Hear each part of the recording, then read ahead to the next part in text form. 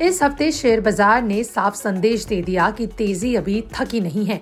Nifty और bank Nifty दोनों ने मजबूत प्रदर्शन करके दिखाया और हफ्ते का अंत दमदार बढ़त के साथ बंद हुआ। आपको आज के मार्केट आउटलुक में आइए इसी बारे में बताते हैं कि कैसा गया ये हफ्ता और कैसा हो सकता है आने वाला हफ्ता।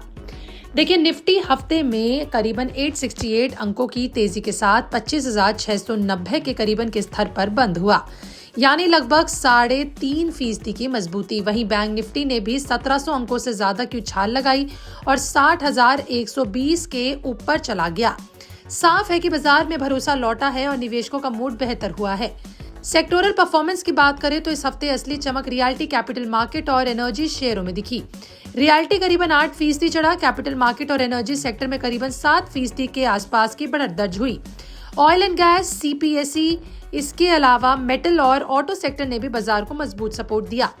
हालांकि आईटी सेक्टर इस तेजी की पार्टी से बाहर रहा। आईटी इंडेक्स में करीबन 7% की गिरावट देखने को मिली और ये इस हफ्ते का सबसे कमजोर सेक्टर साबित हुआ। डिफेंस सेक्टर भी हल्की कमजोरी के साथ बंद हुआ। निफ्टी के टॉप गेनर्स पर नजर डालें तो पावर ग्रिड सबसे आगे रहा, जहां करीबन 16% की तेजी दिखी। अडानी पोर्ट्स और अडानी एंटरप्राइजेस ने भी डबल डिजिट रिटर्न दिया। जियो फाइनेंशियल, ट्रेंट और बजाज फाइनेंशियल ने भी निवेशकों को शानदार मुनाफा कराया।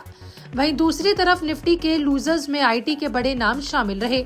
Infosys, TCS, tech Mahindra, HCL tech और विप्रो सभी में अच्छी खासी गिरावट देखने को मिली।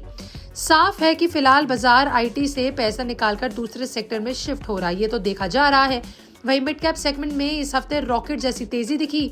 Hitachi energy, Adani green, Adani solution, Aarti industries और अपार इंडस्ट्रीज जैसे शेयरों में 18 से 20% तक की उछाल देखने को मिली। हालांकि मिड कैप में भी कुछ शेयर में तेज गिरावट रही, खासकर टेक और फाइनेंशियल से जुड़े नामों में। अब बात करते हैं मार्केट आउटलुक की। सबसे बड़ा ट्रिगर रहा आरबीआई की पॉलिसी। आरबीआई ने ब्याज दरों में कोई बदलाव नहीं किया और यही फैसला बाजार को रास आ गया। पॉलिसी के बाद निचले स्तरों से बाजार में अच्छी रिकवरी देखने को मिली। इसके अलावा भारत और अमेरिका के बीच अतिरिक्त ट्रेड डील की घोषणा ने भी सेंटीमेंट्स को मजबूत किया। ट्रेड डील को लेकर जो अनसर्टेनिटी थी वह काफी हद तक खत्म होती नजर आ रही है। इसका असर ग्लोबल और घरेलू दोनों बाजारों पर पॉजिटिव पड़ा।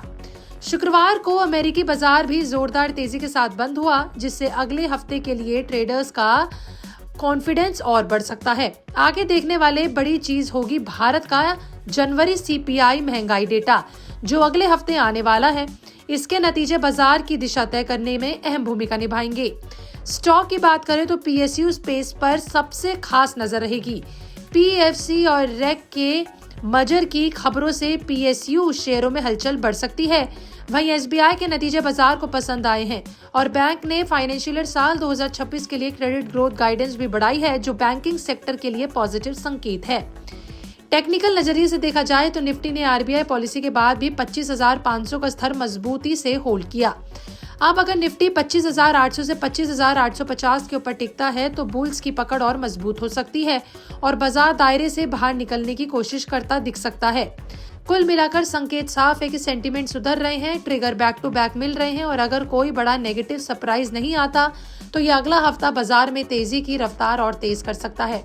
आपका इस पर क्या कहना है कमेंट सेक्शन में लिख के बताइएगा। मिलते हैं अगली वीडियो में, तब तक के लिए बने रहे बिस्तक के साथ।